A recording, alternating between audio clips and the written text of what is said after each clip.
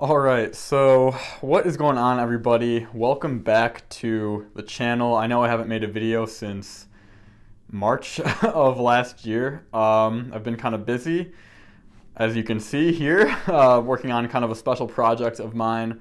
In this video, I kind of want to go over my HPI Savage X 4.6. This truck has been with me since December 31st, 2007, last day of the year. I bought this. I saved up all my money for, all my allowance money for the year. I was supposed to be able, going out with friends to movies and whatever, and I was like, nah, forget that. I want to get this truck.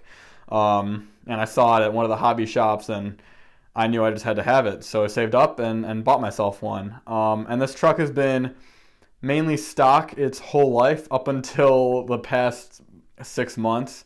I finally had the time and resources to finally build this truck the way I wanted it to be built, and just really everything I've always imagined it to be. I've had this vision in my mind for quite a while, and it's really cool to finally see it coming together. So if I sound excited in this video, it's because I am. So just bear with me while I kind of go over the truck and what I've done. And the reason I'm making this video is because there's not a ton of Savage content out there, and the content that is out there, it's just some of the videos are lower quality, or they just don't explain everything super well, or like why people did things, or what the parts are, or anything like that. And so this truck, in my opinion, is the ultimate build of a Savage, in the sense that it's the most, I'm building this to be, the most durable and the most powerful and the most reliable truck it can be. So I'm not throwing aluminum at it in every, any sense. But every decision I've made, 90% of them have been for the benefit of the durability of the truck. Some, yeah, are aesthetic, of course, but mainly it is durability and just really performance based, and so far I'm stoked with it. Really love how it's coming out. So let me stop blabbering about that and let's get into it. So first off, let me get this off here. This is a couple OFNA throttle packages. These are for the OFNA throttle mod. I was fortunate to be able to find these because obviously OFNA's out of business right now, and so these are hard to come by, but I'll put that to the side, I guess. So, starting off with the body, this is a Proline F-150 Raptor body. It's the older Raptor. I apologize, my lighting's not the best, but if you can see that, it is the older style Raptor body. And the chassis, which I will get into in a second, is extended 6 millimeters. And I've done, obviously, suspension modifications. Of course, you'll notice those are not the original shocks. So I wasn't sure if this was going to fit, but actually it does fit, and it fits pretty well. I'm not sure if you can see under there super well. I can't get much closer, but it does fit under the body quite nicely. So I might just get another one of these and repaint it. I obviously did a poor job the first time, and obviously it's all peeling off and stuff, so I have to go do a couple more coats the next time. But yeah, so I like this body. I might just get another one, or I might change it to a J Concepts. They have the F250 body out that should fit a 13-inch wheelbase, which this truck is just over that. So I'm hoping that fits. I really like that body style of the Ford Super Duty trucks, but we will see. So enough with the body. Let me get this off and start talking about everything else that has been done to this truck. There have been quite a lot of modifications. So, wow, where to even start? So, I guess I'm going to start with the chassis. So, obviously, this was a regular Savage X 4.6, and it came, just with the regular standard length 2.5 millimeter chassis. However, I've heard really great things about Innovative RC. I'll leave a link in the description. And this is actually a 4 millimeter thick chassis. So it's 60% thicker. I had it anodized in black from Innovative themselves, which is awesome that they do that. And I love it. I love the look of it. It's super solid. And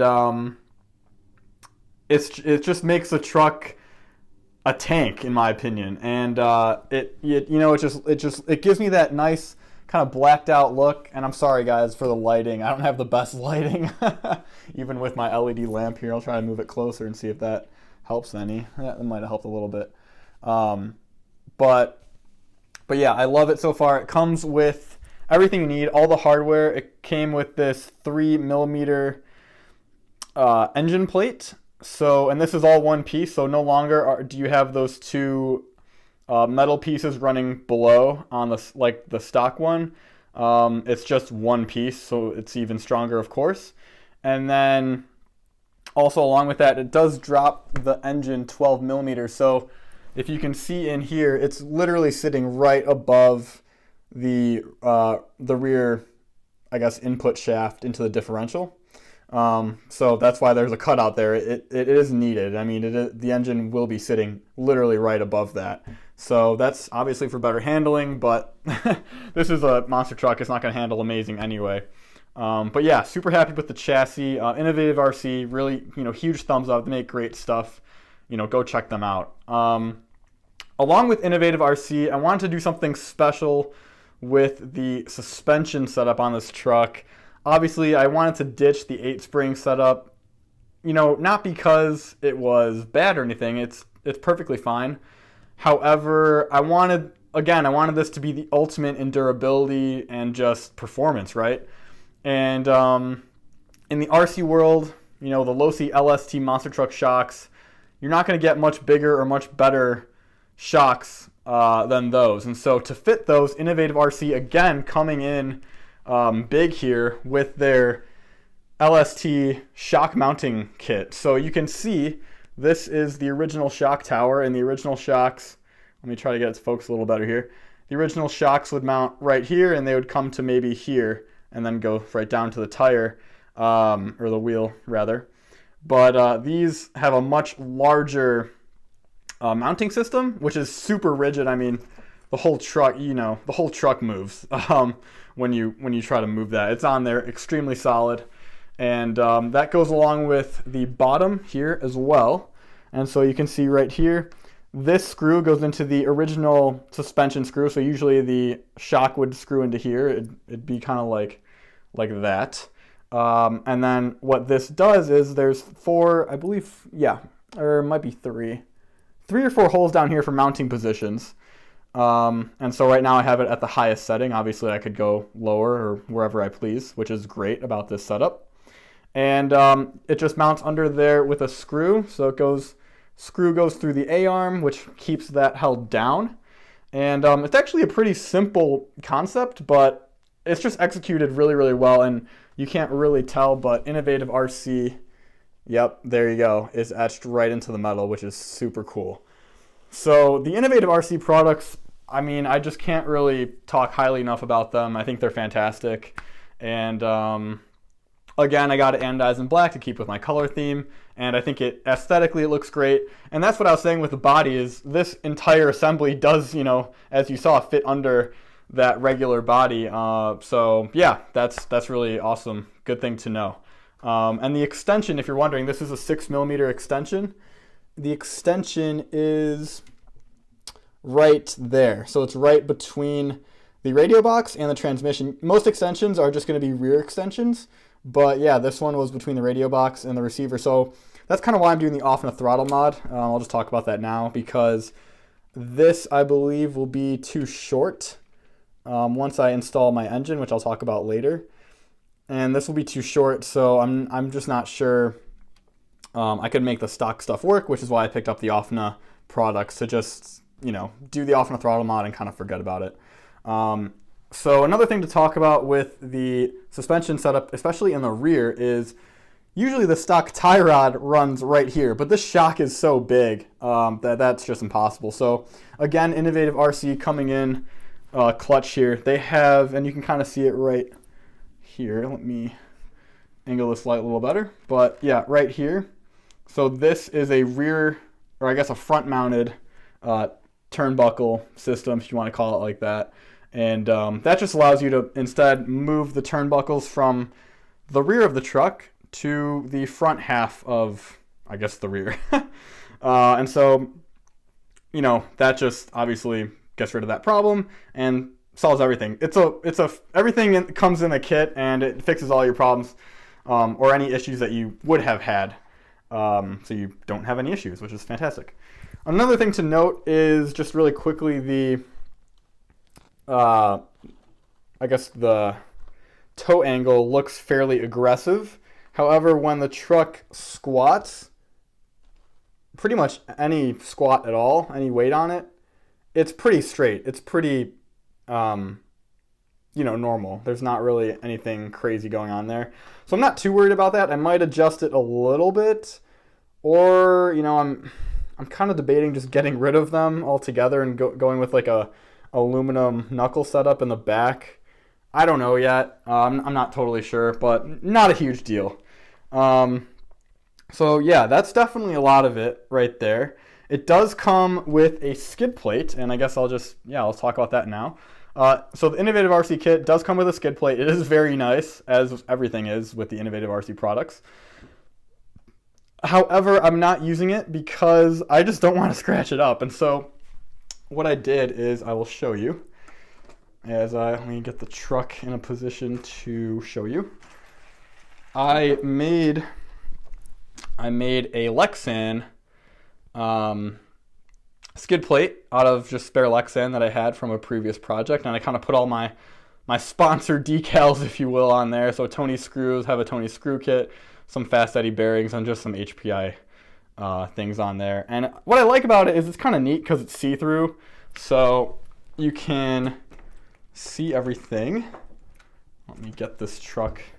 So you can kind of see, I did the brakes as well. Those are not hot racing, Hot Bodies Racing. So it is an HPI branded product. Their brake kit, which looks awesome with the vented rotors, and should work really well. So I'm excited to test that out. But yeah, so this is solid. It does not touch. It is very close to the brakes, I will admit, but it does not touch. So yeah, and then obviously with the suspension, you can see those screws coming through that holds down the shocks on the lower positions of the A-arms. So with that, let's turn the truck back over.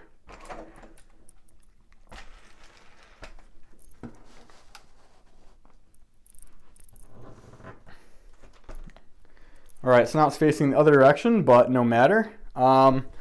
Another thing I did kind of for cosmetics, but also because the one I saw when I was a kid had it and I always wanted it, this metal roll bar. Now, or it's aluminum technically. A lot of people are like, well, you're gonna, flip it and it's gonna bend, and I'm like, well, that's what the body's for. I mean, that body's gonna protect it mostly, and I'm not planning on jumping this thing 100 feet in the air, so I'm not really worried about it. I think it looks awesome, and it just gives it that classic look that I was going for, so I'm happy with it, which is all that matters. Let's see what else. There's a lot. I'm not really sure where to go. I did put the hardened servo saver spring in there, just for kicks, really. I didn't need to, but it's chrome and it looks cool, and I guess it'll save my servos better.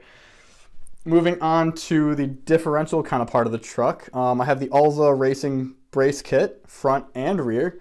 In the rear with the turnbuckle mount, basically I just removed one of the pieces of the kit, and it still fits in there fine. No worries. I just used a couple washers to space it out, and yeah, still works just as well. And yeah, looks good doing it. Not blacked out, obviously. Also doesn't offer the option to have things painted before you get them, I guess. But no matter, I have chrome things on here, so it still goes with the color scheme. You might have noticed I do have the HPI sway bar set, and just for handling, I don't know if it does a whole lot since how heavy this truck is and all of that, but again, it looks good, and I had it on there before, and it did give me a little performance benefit, so I decided I'd leave them on there. Not a big deal. As far as differentials, that's going to be a big topic for Savage guys. So this is the older Savage X, not the updated one, right? So this came with the 43 tooth and 13 tooth, I guess, the bevel gear and the differential pinion gear. And I never had problems with them. You can see them right here. Those are the ones that came out of the diffs I put in. They're not the original ones, but they're the same as the originals would be. And I put in the bulletproof diffs. So now it has the 9 and, what is it? 9 and 29 ring and pinion gear. I think that's how you say it, ring and pinion. 9 and 29, so again, just durability. That's what I went for. And along with that, you got the hardened diff or drive shaft cups front and rear as well. So again, just for durability and strength, really. Going along with the diffs and kind of the suspension setup on the truck, you can't tell, but because of the suspension setup, with how wide the stock truck is, I would not have been able to fully adjust the suspension all the way out because the tire would have actually rubbed on full lock. See, now I have plenty of space, probably almost an inch, which is awesome. But I didn't have that before, and so what I did was I already had the HPI Savage XL axles, the extended axles, stub axles, and then I just bought the diff out drives, the larger diff out drives, because the Savage XL, which I didn't know previously, but it comes with larger diff out drives and the heavy duty drive shafts. So I got both of those from RC4Me, and the parts seem to be of pretty good quality. I guess we'll find out when I run this thing, but so far so good. Rolls just fine, so no issues there. As far as wheels and tires, these are of course the Dirt Bones tires. They came on the Savage X SS, and I believe maybe the first Savage SS. I'm not totally sure on that. I think they look great with the chrome Warlock wheels. I'm not great at gluing, so I gotta like re-glue these because they're kind of coming off in a bunch of random places.